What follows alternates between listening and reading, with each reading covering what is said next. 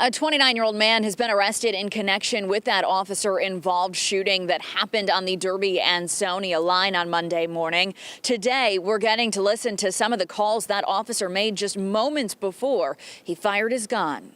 I got two guys. I'm at Persian at Atwater. I got two guys hopping in my car. Get out of my car! Saying they're getting chased by somebody. Shots fired! Shots fired! Shots fired!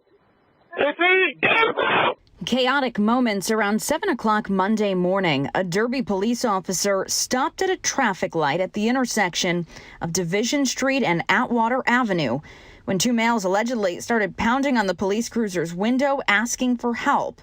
The officer asked them to move over to the curb, and that's when chaos ensued.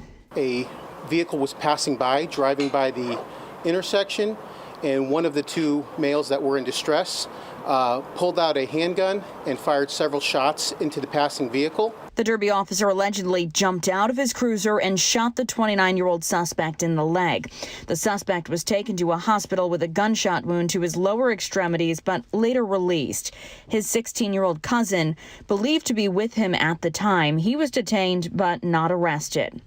We're now learning more about the man police believe fired at that car.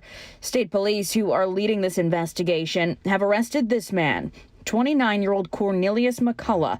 He's facing several charges, including criminal possession of a firearm. According to the state, McCullough pled guilty to the same charge, criminal possession of a firearm, in 2017 and spent 3 years in prison. Among the evidence found at yesterday's scene, a silver revolver. McCullough scheduled to be arraigned here at Milford Superior Court tomorrow morning. He's currently being held on $300,000 bond. In Milford, Ashley Afonso, Fox 61 News. Ashley.